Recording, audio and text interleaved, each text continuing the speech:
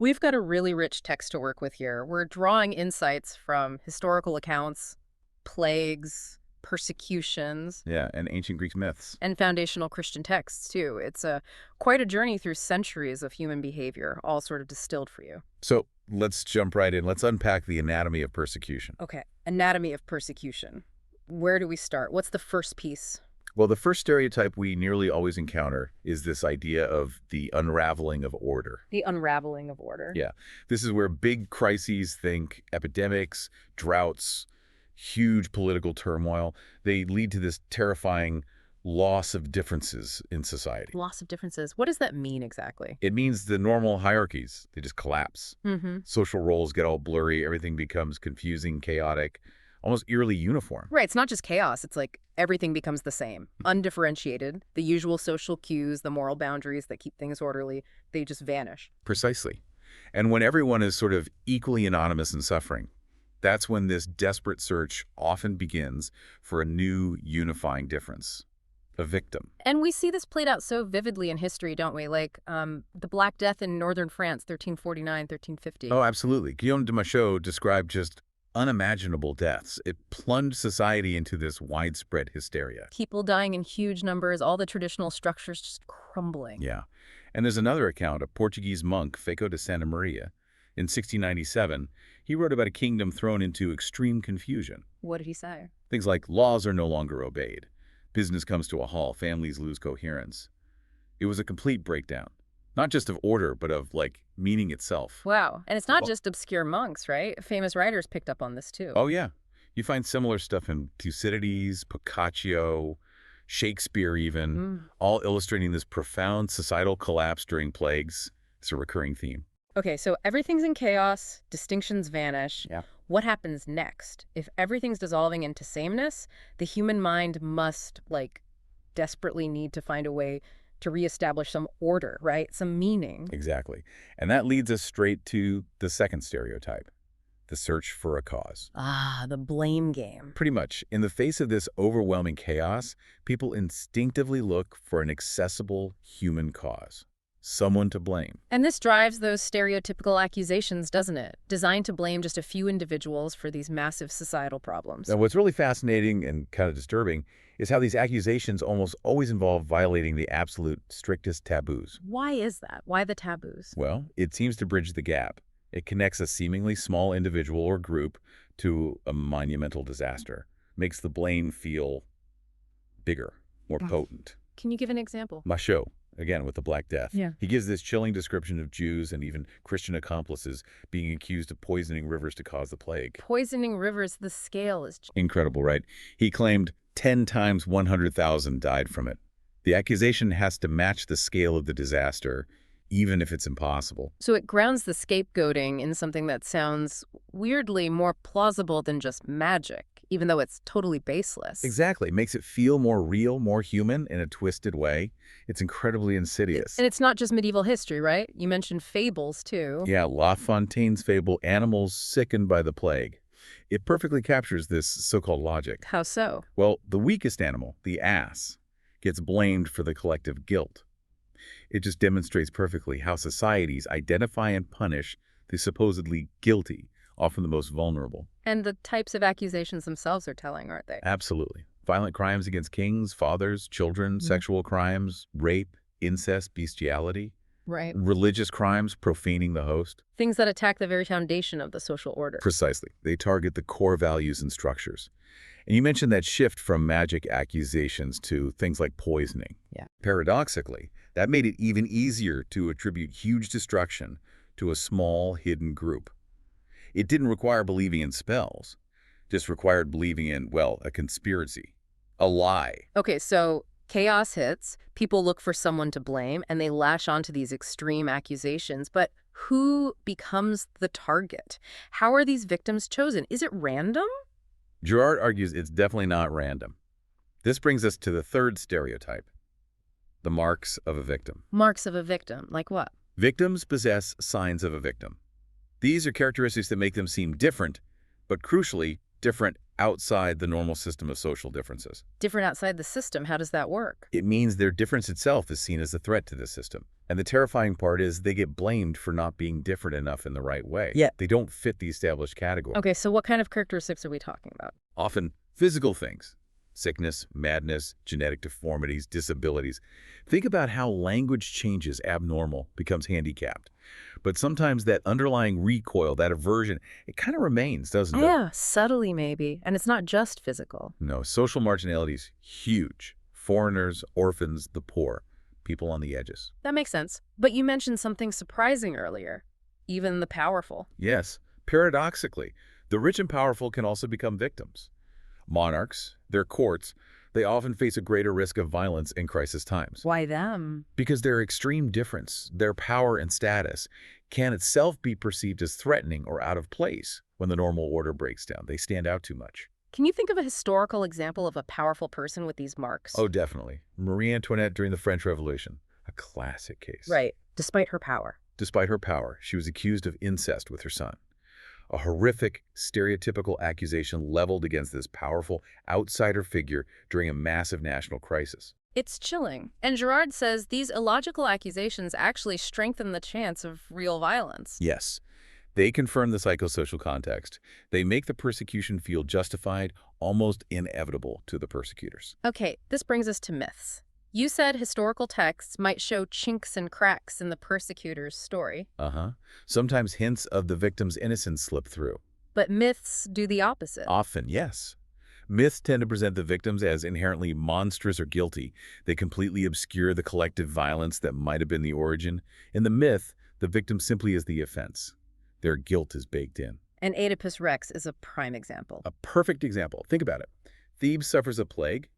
There's stereotype 1, the unraveling of order. Okay. Oedipus is then blamed for parricide and incest stereotype 2, the search for a cause, violating major taboos. And he bears the marks of a victim.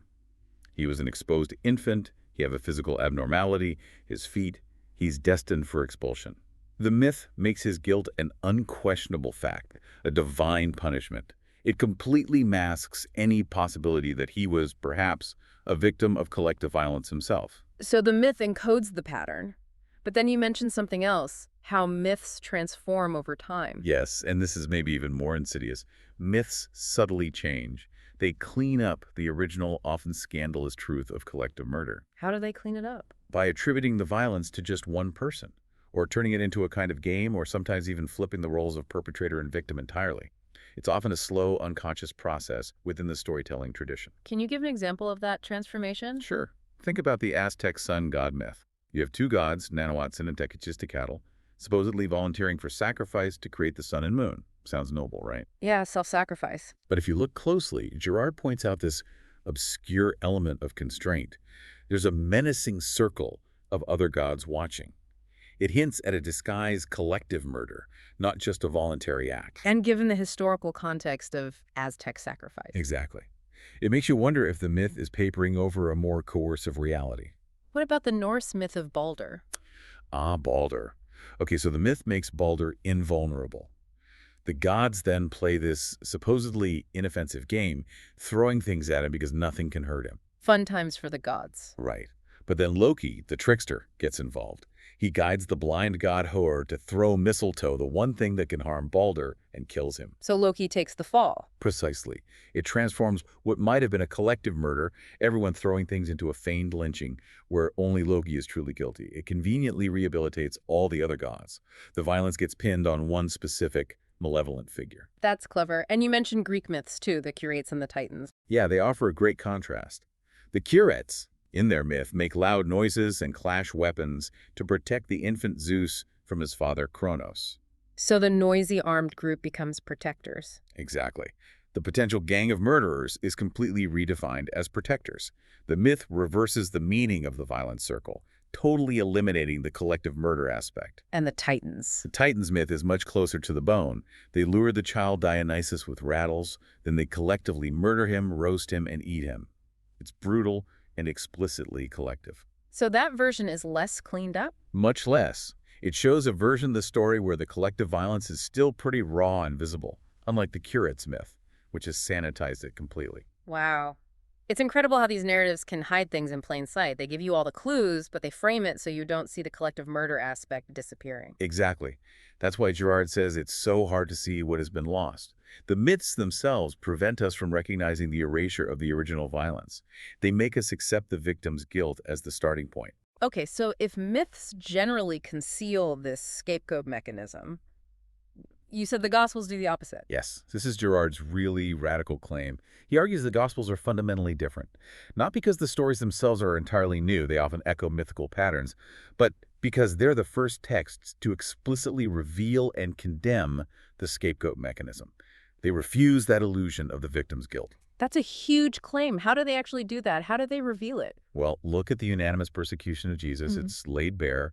Take the high priest Caiaphas. He makes this chillingly pragmatic statement. What does he say? He says, "It is better for one man to die for the people than for the whole nation to be destroyed." Wow. He's articulating the absolute core logic of the scapegoat mechanism, right? A sacrifice for collective appeasement to prevent wider chaos. But he's completely unaware of the deeper universal meaning of what he's saying. He thinks it's just practical politics. He's operating perfectly within that scapegoat logic Girard identifies. Exactly. And then there's Pilate. His dilemma highlights it too. Yeah. How so? He seems to want to resist. He does, initially.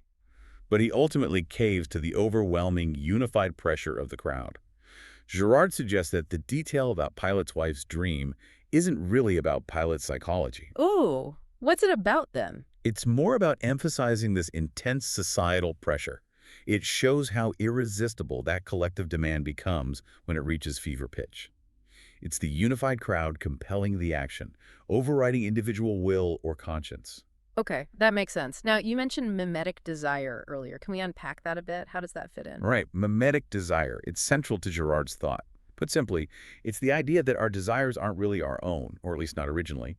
We often copy or mimic our desires from others. We want what someone else wants. Pretty much. Or we desire because someone else desires it.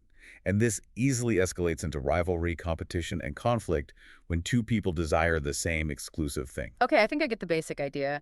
How does it relate to the Gospels and scapegoating? Well, look at the story of John the Baptist's beheading in Mark's Gospel. It's a chilling illustration of mimetic desire fueling collective violence. How does that play out?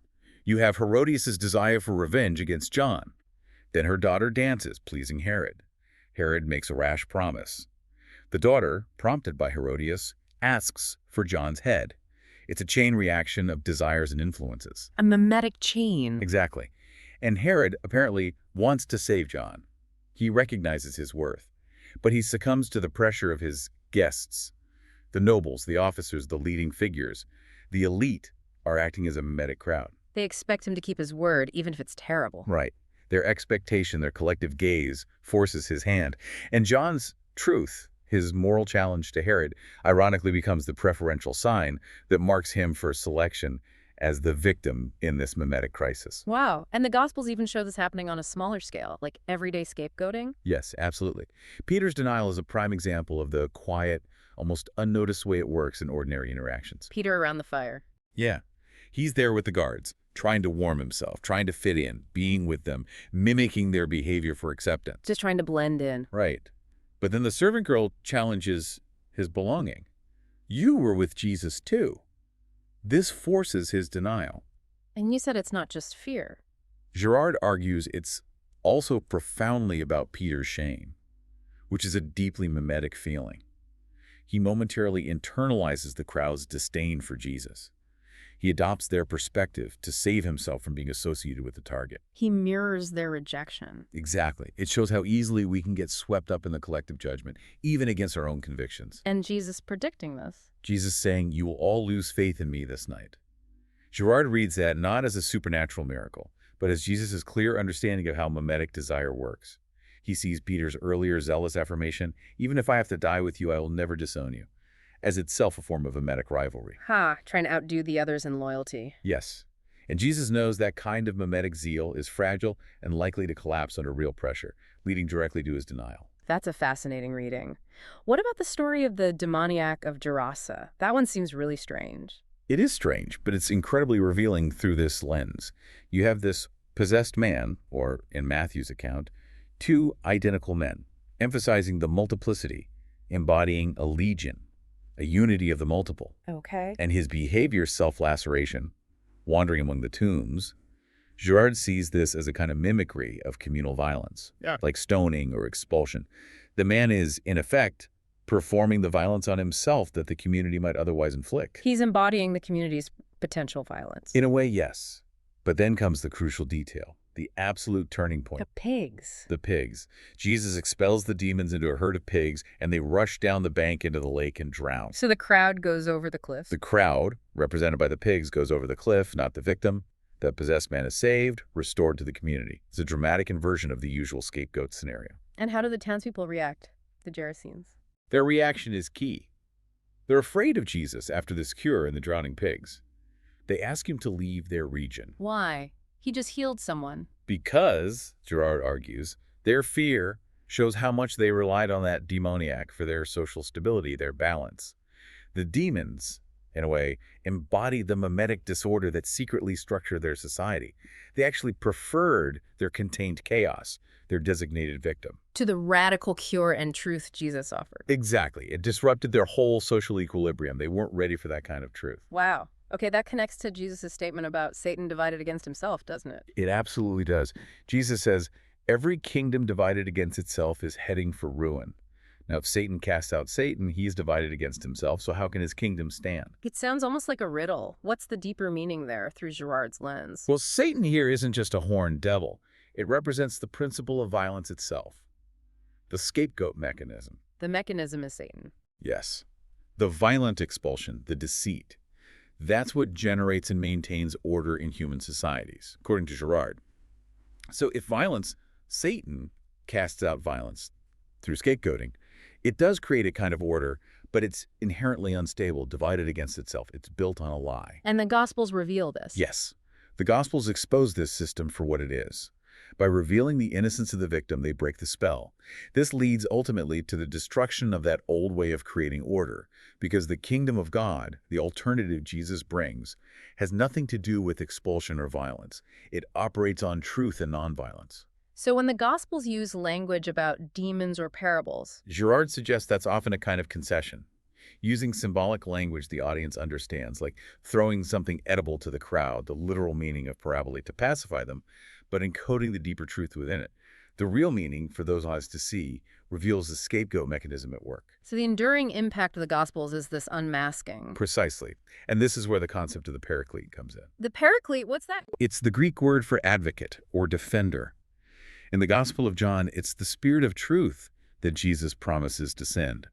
Girard interprets the paraclete as the force that continues Jesus' work of exposing the scapegoat mechanism throughout history. So the paraclete is like the universal advocate, the defender of all innocent victims. Exactly.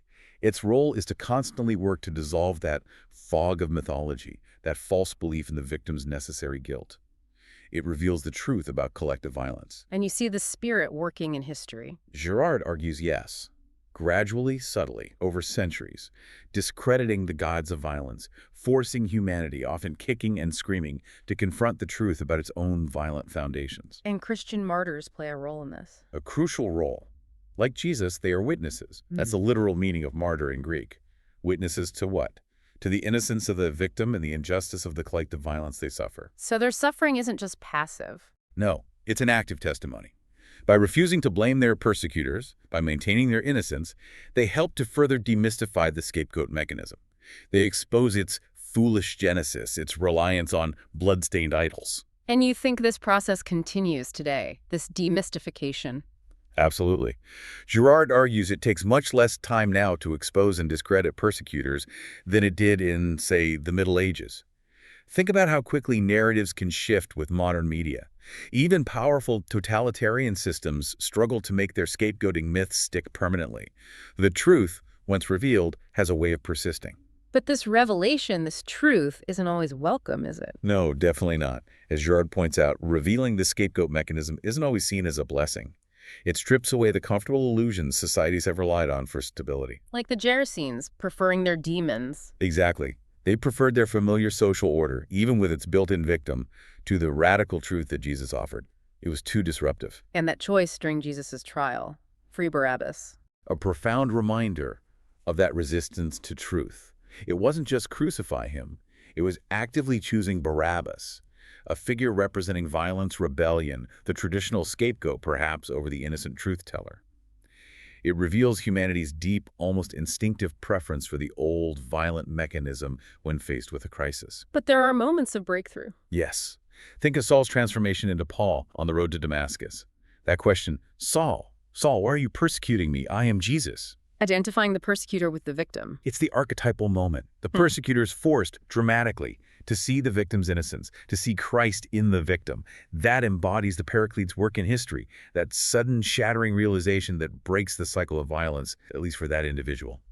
So let's try and wrap this up. We've explored Girard's really profound insights into this scapegoat mechanism. Yeah, its universal patterns in history and mythology. And the unique revelation, the unmasking, offered by the Gospels. We've seen how stories of plagues, gods, myths, even everyday actions like Peter's denial, All can hide this deeper truth about collective violence and how societies try to manage it, often unconsciously. and this isn't just, some dusty academic theory. Not at all. It's a powerful lens, a way to view human behavior, conflicts unfolding right now, even the news you consume daily. You can start asking, are these stereotypes of persecution still manifesting around us, and how? And understanding them, recognizing the pattern, that's really the first crucial step toward breaking free from their ancient, often hidden power.